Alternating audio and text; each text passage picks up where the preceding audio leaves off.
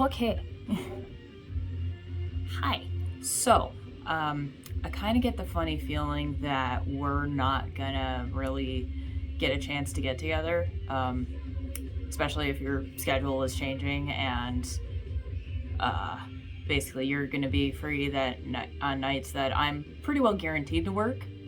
So, figured I'd try and start with this then, and see if we can at least like just get moving and see just some kind of daily improvement, hopefully. So, yeah, I'll say if you're willing to try out what I got, I've got some fun ideas for you. So, first of all, I guess starting off with just kind of how to more efficiently use a human body, because this is a lot of things that we don't really get taught, especially in public school system, and in Western society in general, where we're just conditioned to like sit down in chairs all day. And funny story, it's really not good for us. It's actually more efficient to sit here like you're squatting. This, oh. So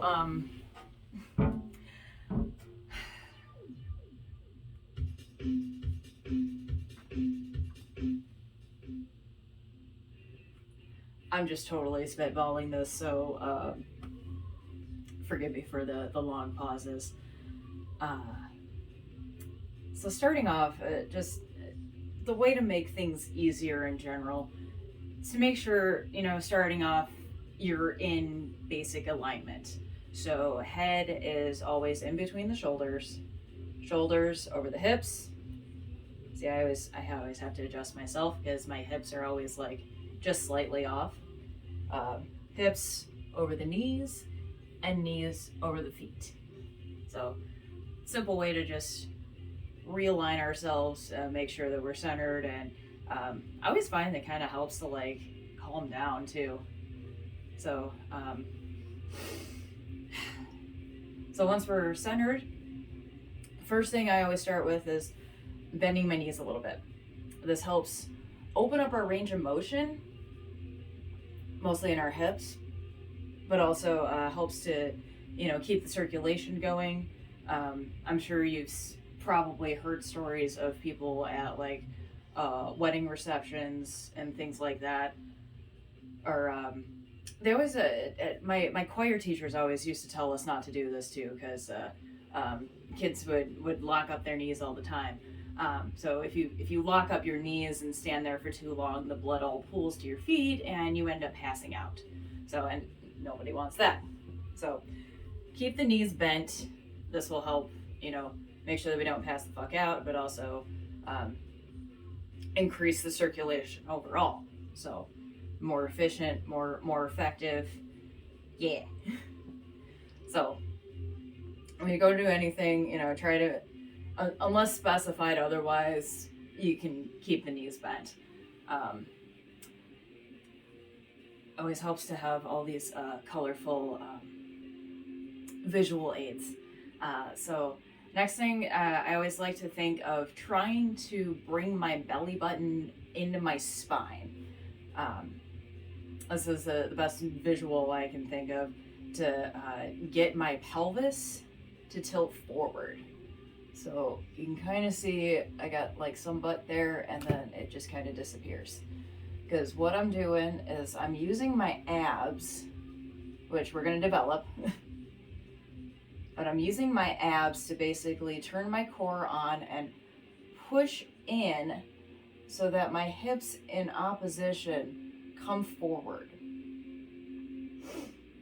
And I've got a little bit of butt pushing into it as well.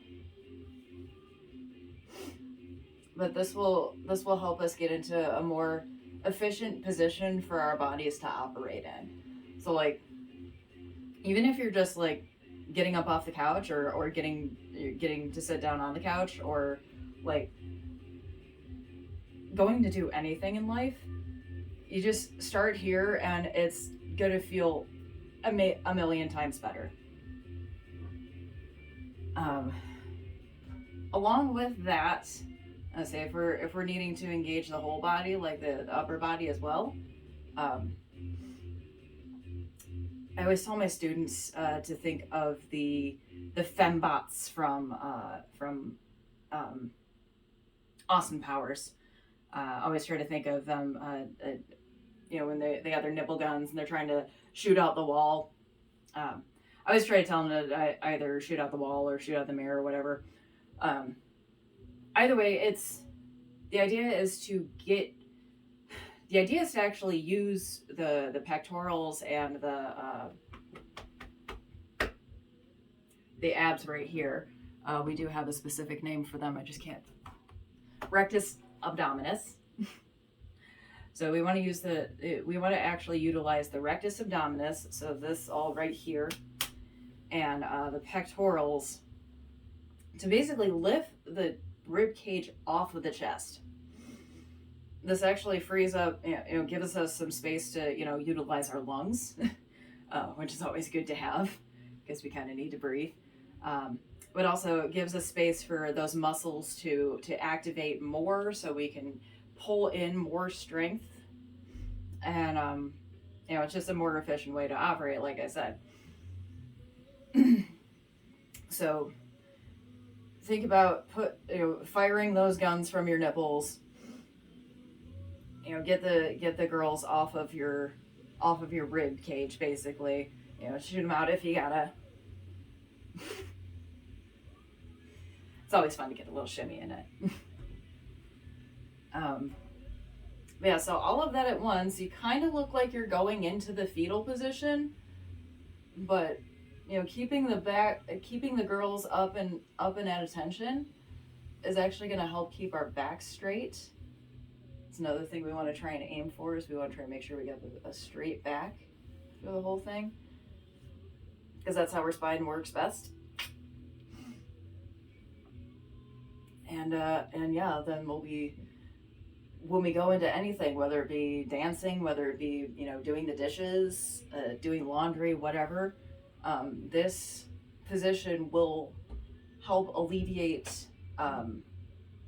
It'll help alleviate any strain on your joints, on any tender areas, anything that's been damaged before.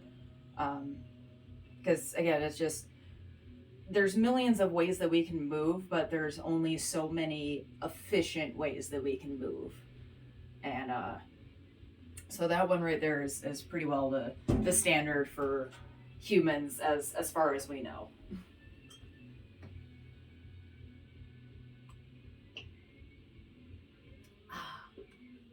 I should be drinking water, but that would make too much sense. So that's just a good way to get ourselves started. And if that position is has any difficulty, I'll say if you have any difficulty getting into that position, just let me know, and we'll work on that and see what we need to do. But I'm assuming it probably shouldn't be too much of an issue. So I guess the next thing to consider would be to make sure that we're breathing right.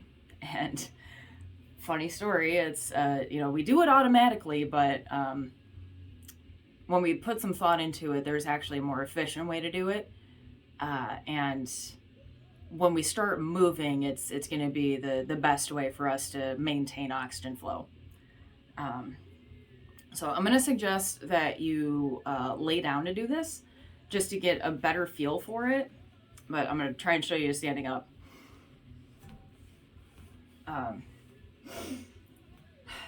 So you probably have some basic understanding of how to breathe into your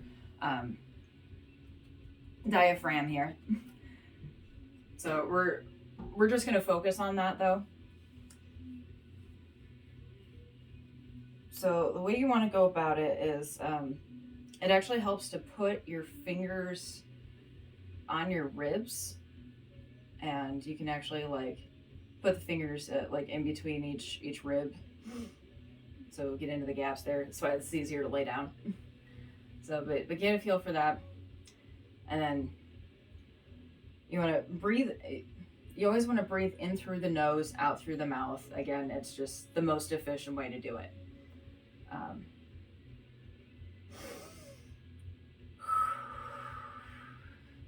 On the exhale, especially for this exercise in particular, you want to try and push the air out as fast as you can.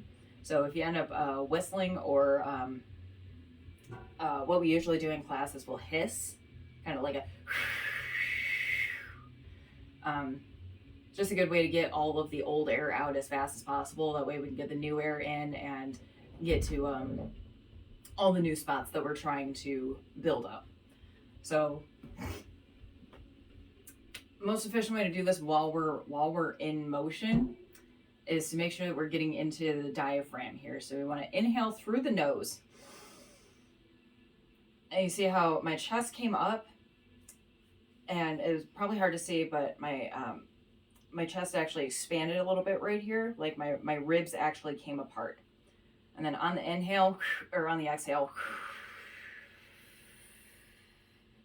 it all just kind of comes back together. So I'm going to get a little bit closer here on my little stage here. And yeah, make sure I'm in frame. So right here on so here's my rib cage here. And here's the inhale.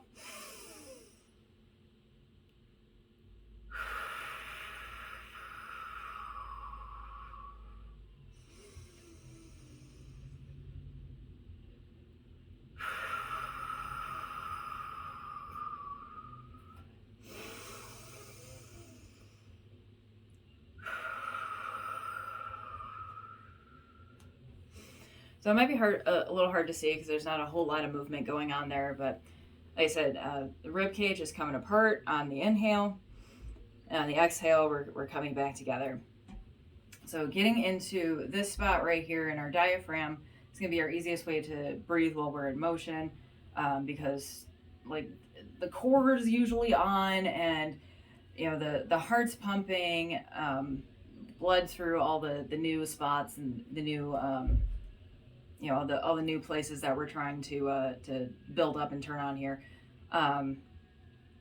So getting into the chest is kind of difficult because because the heart's right by the lungs, and it's doing all that work already. So it's kind of hard to get access to the lungs necessarily. So the diaphragm is going to be our best bet. So we need to build that little sucker up so that it can keep up with us while we keep going. Funny story, that's like the hardest thing about pole dancing in particular. You'll see these super professionals, like people who've been teaching for years, who have been dancing for like 10 years. They go up and they do like top level competition routines, and they come off that stage and they're just like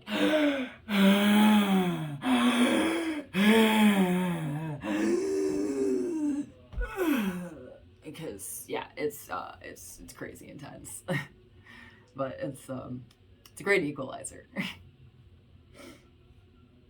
So we got basic body position and how to breathe. We're gonna start. So say hopefully.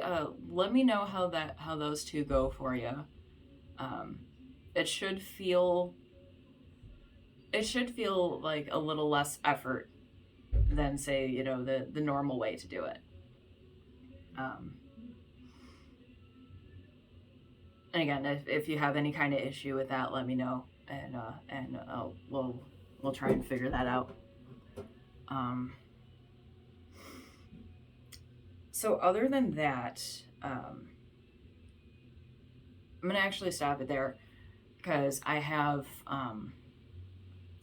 another workout video for you, but it's Meg Turney's workout, so it's on YouTube, and I'm going to give that to you because it is a great way to just do a little bit of movement at home.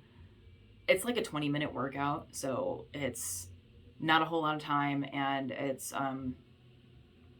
low intensity, but it's intense.